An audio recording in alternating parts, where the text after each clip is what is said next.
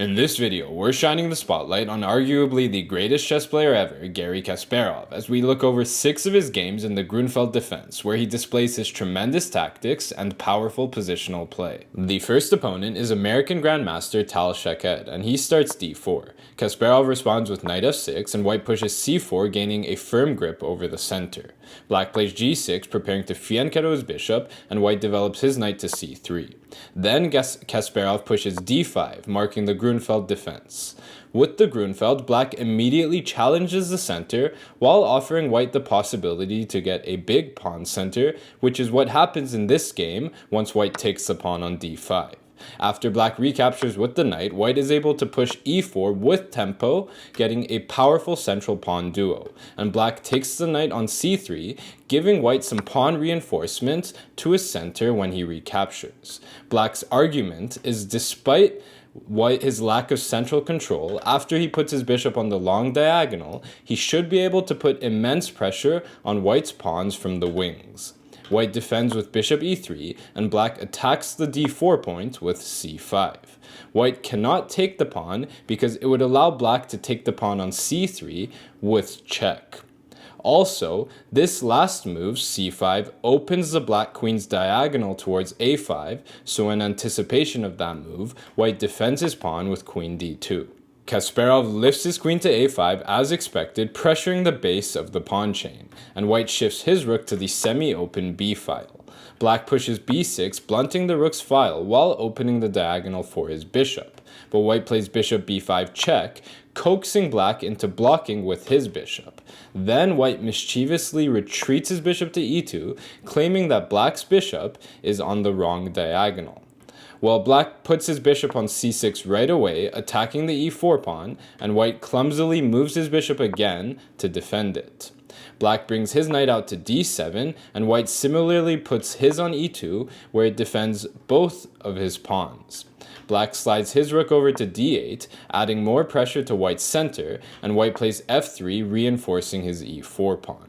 After black castles, white pushes h4, preparing to build up an attack, but black puts a stop to that with h5. Still, white is able to place his bishop on g5, with black's h-pawn no longer there to kick it away. The e-pawn is under attack, so black shifts his rook from f to e8, defending, and white moves his rook to c1, reinforcing his c-pawn. In anticipation of d5 by white, black drops his bishop back to b7, and white does in fact follow through with d5. Yet with that last move, the e5 square has been opened up, and Kasparov jumps his knight there, attacking the bishop. White, unwilling to give up his bishop pair so easily, drops it all the way back to b1, and with the bishop gone, black hops his knight to c4, hitting the queen.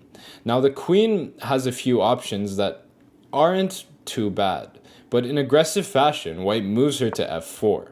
This is a huge mistake. Black has a move here to win the game on the spot. Can you find black's one and only winning move?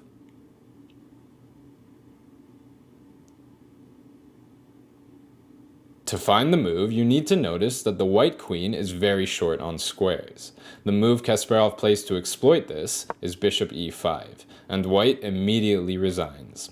The queen is trapped with absolutely nowhere to go. Black's going to win her on the next move and gain a decisive material advantage. The next opponent is international master Hannu Wegner, and he meets the Grünfeld defense with knight f3. Kasparov fianchettos his bishop, and white plays queen b3, threatening the d5 pawn. Black captures on c4, luring the queen to that square after she recaptures, where she is more vulnerable to attack. After black castles, white pushes e4, getting a powerful central pawn duo. Black follows with a6, preparing to play b5 to hit the queen, and in anticipation, white drops the queen back to b3. With the queen moved, black switches things up, playing c5 instead, challenging white's center. Now, it's difficult for white to support his center with a move like bishop e3 able to be met by knight g4. So, white decides to take the pawn on c5, and black hunts it down with knight d7. White defends the pawn with his queen, and after black's queen c7 building up pressure on it, white stubbornly moves his knight to a4, hanging on to the extra material. Kasparov accepts the pawn deficit, but starts to get some active play after a5, kicking the queen to c4. He then jumps his knight to e5, hitting the queen again, and after white captures the knight, black recaptures, attacking the e4 pawn. White, behind in development, brings his bishop out to d3, scrambling to catch up in...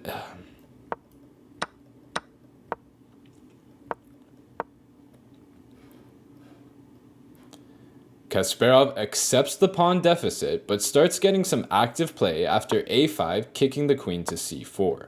He then jumps his knight to e5, hitting the queen again, and after white captures it with his own knight, black recaptures, placing his queen on a powerful post in the center, where it attacks the e4 pawn. Now white, behind in development, brings his bishop out to d3, scrambling to catch up while defending his pawn.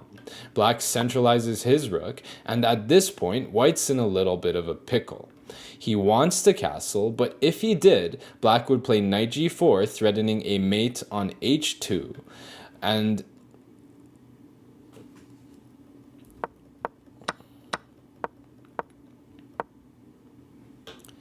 Kasparov accepts the pawn deficit, but starts getting some active play after a5, kicking the queen to c4. He then jumps his knight to e5, hitting the queen again, and after white captures it with his own knight, black recaptures, placing his queen on a powerful central post, where it attacks the e4 pawn. White, behind in development, brings his bishop out to d3, scrambling to catch up while defending his pawn. Black centralizes his rook, and at this point, white's in a little bit of a pickle. He wants to castle, but if he did, black would play knight g4, threatening a checkmate on h2. However white were to defend it, say with g3, black would swing the queen over to h5, recreating that threat, and after white would defend that, black would move his knight to the vacated e5 square with a fork on the queen and bishop that would win the bishop. So, white plays f3, reinforcing his pawn while defending the g4 square. Kasparov carries on, bringing his pieces out as bishop e6 comes with an attack on the white queen. She drops to c2, and black plays the nice move, knight d5, exploiting the pin on the pawn to the king, while threatening to go to b4 with a fork on the queen and bishop. White stops that with a3, and black plays bishop d7, creating a subtle threat. Now white's position is already not great, but his best move here would be bishop e2, defending vulnerable queenside squares. Instead, he plays bishop c4, falling right into black's hands. Black snatches the knight on a4, setting up his final combination, and white has no choice but to recapture with the queen. Now put yourself in Kasparov's shoes. Can you find black's only winning move?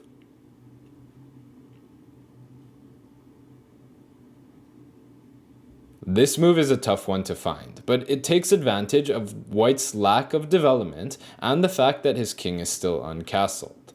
The amazing move that Kasparov plays to exploit this is knight c3. This move not only attacks the queen, but threatens rook d1, which would skewer the king and rook. White's best choice here is to just take the knight, which he does. Black recaptures with the queen, forking the king and rook, and after white sidesteps the check, black picks up the rook in exchange for the knight that he sacrificed. This, the rook for the knight, is a decisive material advantage, but white plays on a couple more moves, starting with queen b3, threatening the f7 pawn. Black defends that with e6. White plays rook f1, defending his rook, so that there are potential discovered attacks on the queen. But after black calmly returns his queen to e5, white decides he's had enough, resigning the game. The material deficit is just too much, especially against someone of Kasparov's caliber. The third opponent is Grandmaster Robert Hübner, and he meets the Grünfeld Defense with knight f3. After black fianchettos his bishop, white swoops his queen to a4 with check, and black blocks with his bishop. The queen drops to b3, attacking the now undefended b pawn, and black takes on c4. Now white could take the pawn on b7, but his queen would be slightly misplaced, and black would develop his knight before bringing his rook to the semi-open b-file with tempo.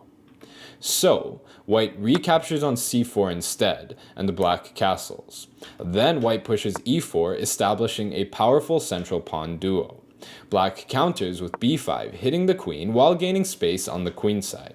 Now white's knight is responsible for defending the e4 pawn, so it can't take the pawn on b5. After white drops his queen to b3, black strikes with c5. This, however, leaves the pawn on b5 up for grabs, as white first hits back with e5, kicking the knight to g4 before grabbing the pawn with his bishop. Kasparov didn't lose a pawn for free though. He captures on d4, loosening the e5 pawn. After white takes back, black captures the bishop on b5, opening a discovered attack on the knight that lures it further away from the king side as it recaptures the bishop. Finally, black's a6 sends the knight into passivity on a3. Black throws in queen d4, threatening a deadly check on f2, which is met by queen c2 defending, and black still doesn't even take the pawn as he develops his final minor piece with knight to c6. White slides the queen over to e2, and black takes the pawn on e5, offering a queen exchange that white accepts, as the black knight recapturing lands on e5. Kasparov has led the two players into an endgame where his lead in development could prove to be advantageous. White castles to activate his rook, and the black knight jumps to d3, pressuring b2. White shifts his rook to b1, getting out of the bishop's leering eyes, and black puts his rook on b8, attacking the pawn again. White's rook d1 hits the knight, who is defended by black's rook, and white shifts his king over to get into the action. Black's f5 takes a square away from the white knight, and after white plays king e2 threatening black's knight, black defends it with his other knight. White maneuvers his knight to a4, targeting the c5 square, and black lifts his rook to d6 with ideas of maybe doubling or moving it along the 6th rank. White's bishop e3 adds an attacker to the c5 square, and after black kicks the bishop with f4, it swoops to c5, hitting the rook. Kasparov cleverly inserts f3 check, and white would be unwise not to take the pawn. So he does. Then black jumps his knight to f4 with check, and the king counterattacks, moving to e3. White saves his rook while defending his knight, but this leaves the e7 pawn up for grabs, and white takes that. Black follows with knight g2 check, opening his rook's attack on f3, so that once the king moves, he can win the pawn back with loads of attackers near the enemy king. White moves his bishop to d6, getting off the same file as his king, and black's knight f4 check pushes the king to f1. Knight g4 adds an attacker to f2, so white defends that with rook d2, and black cuts off the king's path towards the center with rook e8. Now white's pawn on h2 is hanging, but he can't even defend that, because if he were to play a move like king g1, then black would play knight e2 check, which would cut off the rook's defense of his f2 pawn and allow black to take it next. So, white settles for knight c4. Kasparov snatches the pawn with check, and the king moves to g1. Then he moves his knight back to g4, threatening knight e2 with the same idea as earlier to cut off the rook's defense of the f2 pawn. White reinforces its defense with rook f1, and black keeps the brutal attack going with bishop d4, a piece that looks like it's hanging, but it can't be taken because of the ensuing knight e2 check, which would fork the king and the rook. But really, white should take the bishop and give up the exchange, because it's his only choice. Instead, he tries bishop c5, indirectly protecting his pawn, and black's eyes light up as he shifts his rook to g3 with check, making use of the pin on the pawn to the king. White sidesteps his king to h1, and black checks again with the rook, pushing the king back to g1. At this moment, black has a way to win the game. Can you find the checkmate in 6?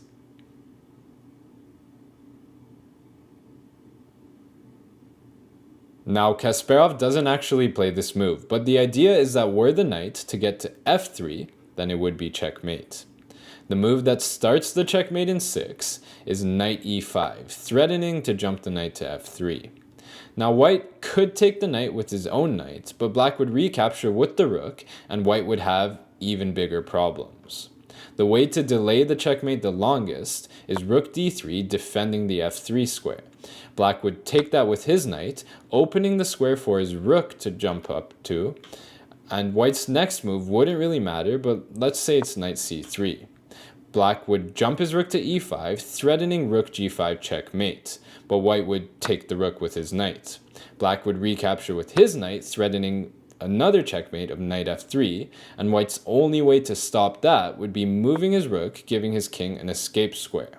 Then black would still play knight f3 check, pushing the king to f1, where he would get checkmated by the rook, who would jump to h1. Back to the game. Instead of this combination, Kasparov plays knight h2 instead. This also threatens knight f3 checkmate, and white just resigns the game because he's about to lose a substantial amount of material. In this case, white would still have to play rook d3 to defend, and black would take it with the other knight, giving up control of the g2 square, which means checkmate wouldn't come as quickly in this scenario. Still, black would be up a full rook and would be threatening knight f3, followed by knight f4, checkmate. So, white wouldn't even have time to take the bishop on d4.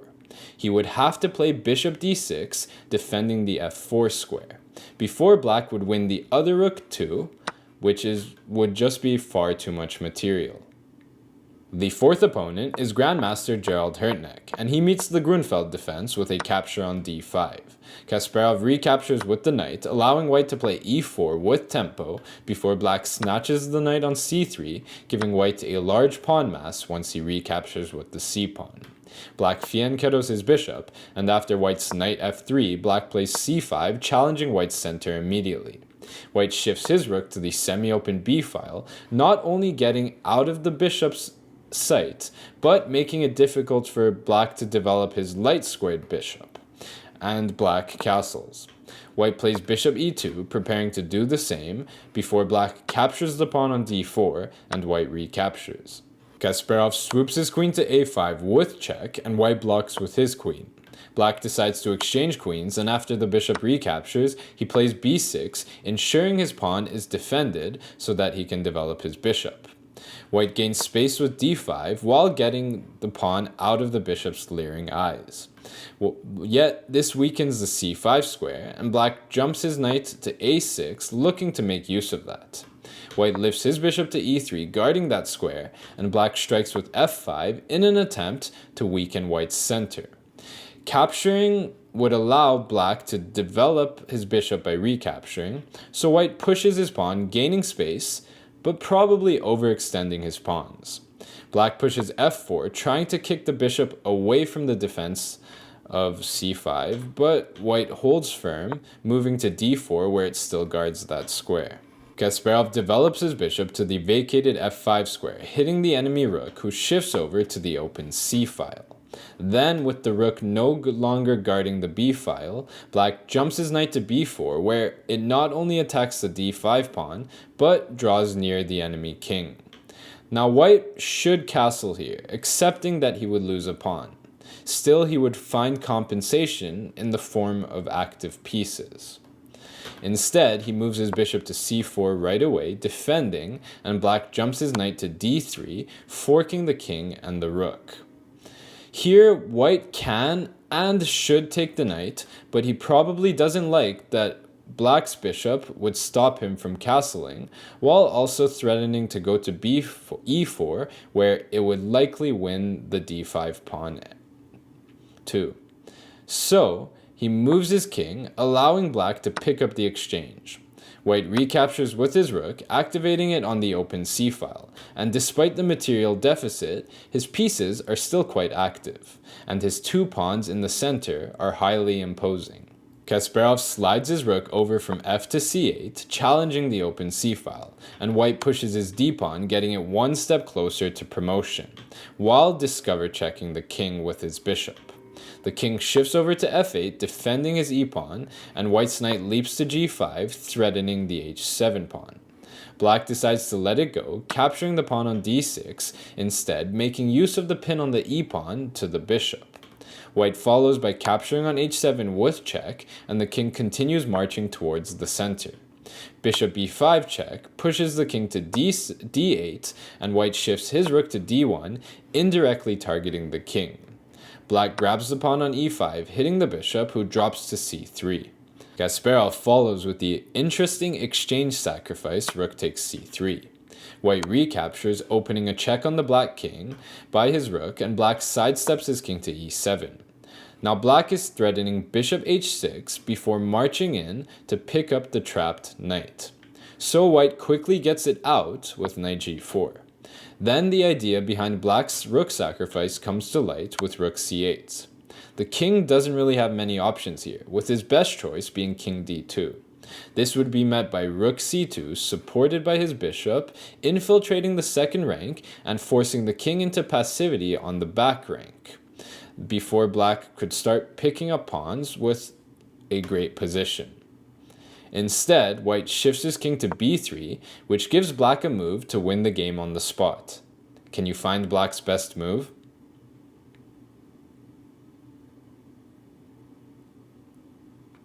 To find the move, you need to notice that the king and rook are on the same diagonal. The move Kasparov plays to exploit this is bishop c2 check, and white resigns. Both the king and rook are under attack, and after the king would move, black would take the rook, going up a substantial amount of material. The penultimate opponent is Grandmaster Ariel Soren, and he meets the Grünfeld Defense with knight f3.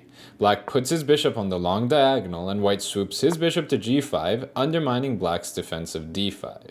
Black counters with knight e5 hitting the bishop, and in not wanting to lose his bishop pair so easily, white drops it to h4. Then black takes the knight on c3, and after white recaptures, black takes the pawn on c4. White follows with e3, opening the bishop's attack on the pawn, but black plays b5, hanging on to it. White tries a4, undermining the pawn, but black defends it with c6. This means white has to settle for a pawn disadvantage, but in return he has good control over the center and a lead in development. He brings his bishop out to e2, and black reinforces his pawns with a6.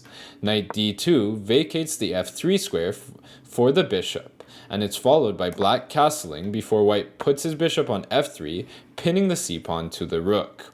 With both a and c pawns pinned, white is threatening to capture on b5.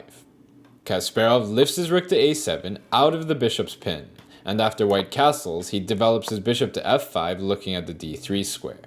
White shifts his rook to e1, and black slots his bishop deep into white's territory on d3. White's clever knight b3 makes use of the fact that were black to take the knight, it would leave his bishop hanging, and white would be able to take that. So black drops his bishop back to f5, threatening the knight, who jumps back to d2. Then the bishop goes right back to d3, and this time white pushes g4, taking the f5 square away from the bishop. Black shifts his rook to c7, preparing a c5 pawn break, and white puts the knight back on b3. This time black takes the knight, letting his bishop go before he strikes with c5.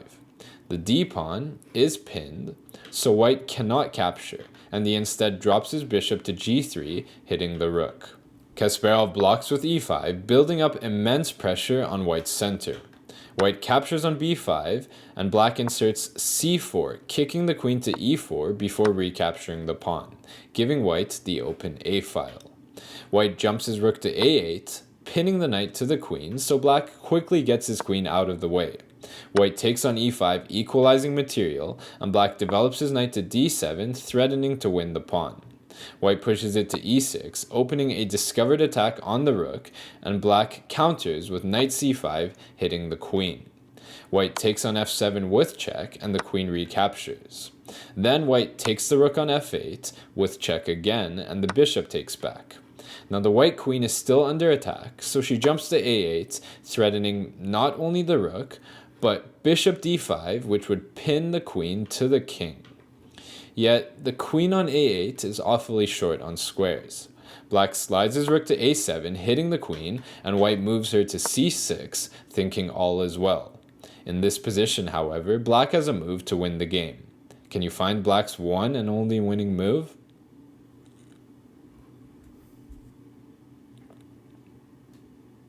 To find the move, you must notice that the queen is not only responsible for defending the bishop, but she needs to stick around to stop the b-pawn from promoting. The move Kasparov plays to exploit this is rook a6.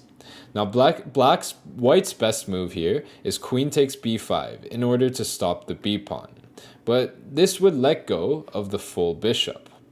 Instead, white moves his queen to her only safe square that still guards the bishop, d5. Then black plays b2, and white, realizing there's no way to stop the pawn, resigns the game.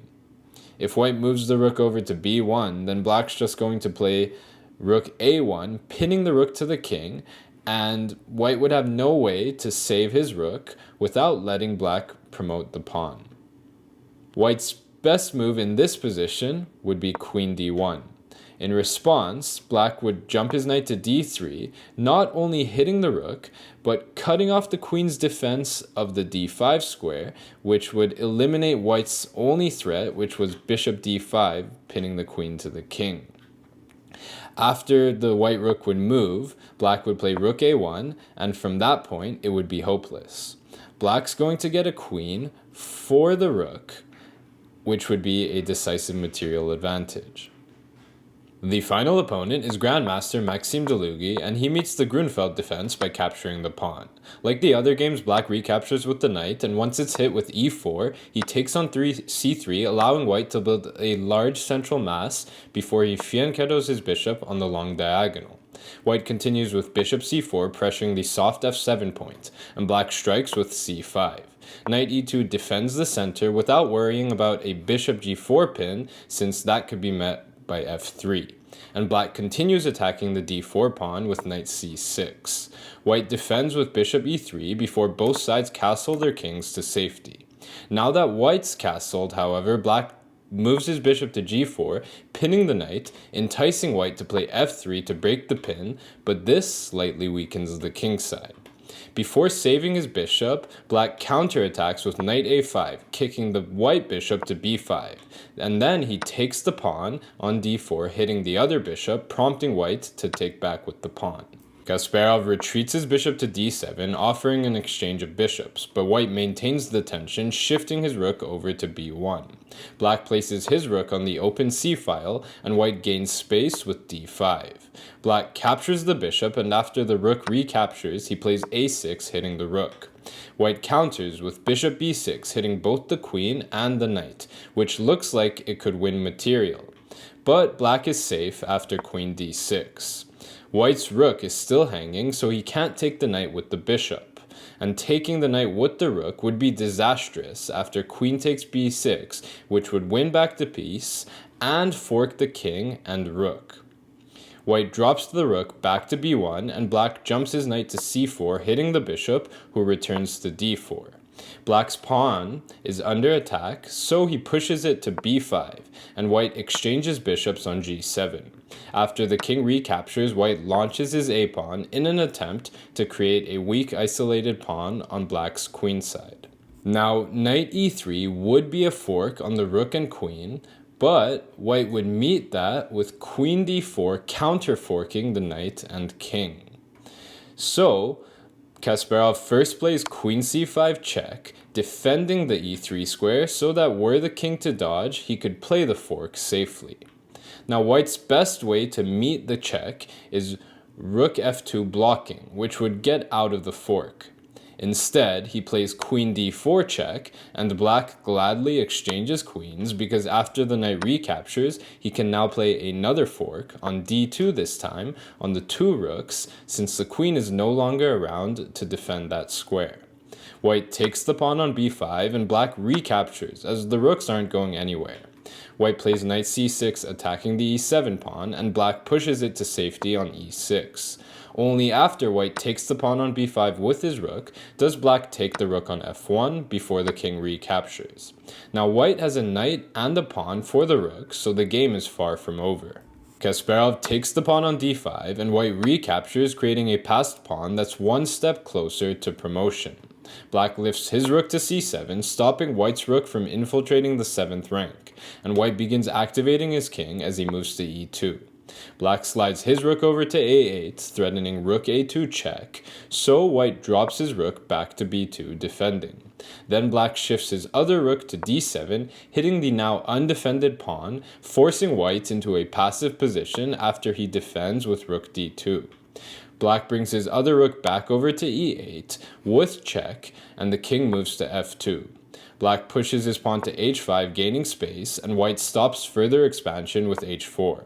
Black's king f6 advances towards the center, and white plays king g3 with the same idea.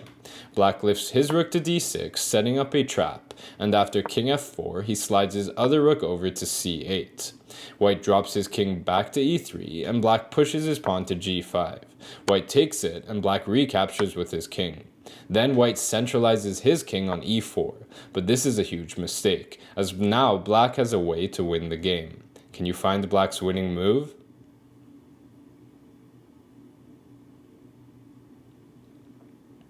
Now I did quickly go over the last few moves because I didn't want to give anything away. The king had a crucial responsibility of defending the rook on d2, but I guess probably as a result of time pressure, white forgot about that and moved his king forward. The move Kasparov plays to exploit this is rook c takes c6, making use of the pin on the d-pawn to the rook, and white has no choice but to resign the game. As is, white is down a full rook, which is a huge material deficit, and were he to take the rook back, black would win the other rook, with time to shift it over to stop the white pawn from promoting.